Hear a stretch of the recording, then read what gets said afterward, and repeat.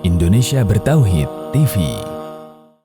Kemudian poin selanjutnya, waman alaihi hadasun asgoro lam yahillallahu. Ya, bagi yang punya hadas asgor, ya, yang punya hadas asgor ini enggak, misalnya hadas asgor itu berarti ya dia mewajibkan wudhu ya. Kita bahas kemarin ya. Hadas asgor dia nggak boleh pertama sholat, ya nggak boleh.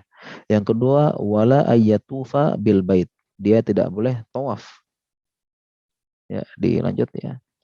Jadi kalau hadas asgor dia tidak boleh tawaf bil bait karena tawafu haulal bait mislus sholah. Tawaf itu sebagaimana sholat. Illa annakum tatakallamu fihi. Kecuali pada tawaf boleh ngomong. Kemudian yang ketiga, wala yamusa al mushaf. Ya, jadi kalau kita hadas asgor tidak boleh memegang mushaf. Wudhu dulu. Ya, dan ini pendapat yang saya pegang juga ya. Wala yamusuhu illal mutahharun. Tidak boleh menyentuhnya kecuali orang yang disucikan. Demikian juga hadis Nabi, la tamusul Qur'ana illa wa anta tahir. Janganlah kalian memegang Al-Quran kecuali kalian suci. Lalu bagaimana? Ya, yang tidak boleh itu mushaf aja.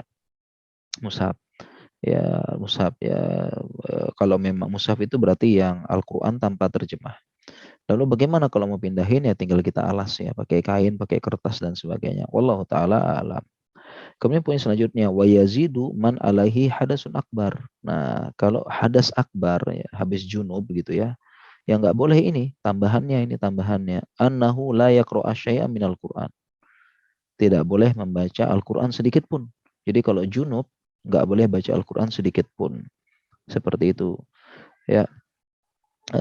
Jadi harus segera ya, harus segera. Ya, harus segera. Ya.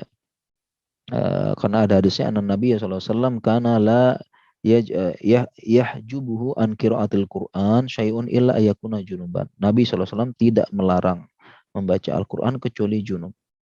Ya, sedangkan bagaimana dengan wanita haid? Wanita haid itu boleh membaca Al-Quran karena haid dengan junub itu beda. Ya, haid dengan junub itu beda seperti itu. Ini pendapat yang saya pegang. Jadi wanita haid masih boleh baca Al-Quran, ya terlebih dia harus murojaah hafalan dan sebagainya seperti itu. Ya boleh dengan syarat tadi ya, dia tidak pegang mushaf, tidak memegang mushaf ya, pakai alas atau pakai aplikasi dan sebagainya. Kemudian yang junub juga wala yalbathu fil masjidi bila wudu. Ya tidak boleh berdiam di masjid kecuali dengan wudu.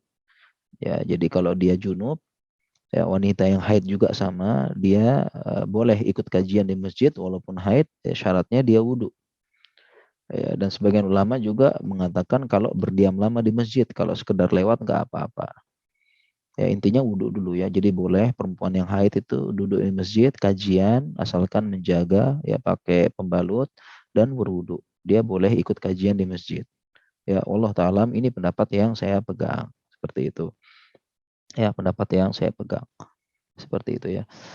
Nah, kemudian lanjutnya poin yang keempat, watazidul haid wan nufasa, dan tambahan bagi perempuan yang haid dan yang nifas itu yang nggak boleh pertama jelas ya, annaha la tasumu, nggak puasa ini jelas, wala yahilu wat'uhu, nggak boleh dijimai juga haid dan nifas, ini udah jelas banget ya, hadisnya jelas juga.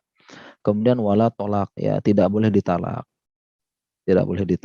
ya. Yang ini disebut dengan talak bid'i ya, talak yang bid'ah ya. Kalau ini artinya nggak boleh, ada larangan mentalak ketika haid. Yang boleh adalah mentalak ketika sedang suci sebelum dijimai. Dan ini penjelasannya panjang kenapa demikian. Ya, kemudian pertanyaannya apakah jatuh talak apa tidak? Jawabannya tetap jatuh talak, ini pendapat yang sepegang. Karena hadisnya Abdullah bin Umar pernah mentalak istrinya dalam keadaan haid. Kemudian Umar bin Khattab menanyakan kepada Nabi. Beliau bersabda, murhu falyuraji'ha. Ya, perintahkan dia merujuk istrinya. Ya, ini menunjukkan bahwasanya merujuk itu berarti udah jatuh talak.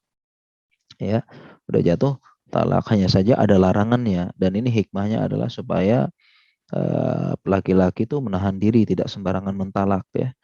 Ya, dia ada waktu untuk mentalak ya, menunggu sampai suci. Itu pun sucinya kalau sudah digauli tetap nggak boleh. Ini menunjukkan menunda untuk talak, siapa tahu dia tuh sedang emosi sesaat dan sebagainya seperti itu.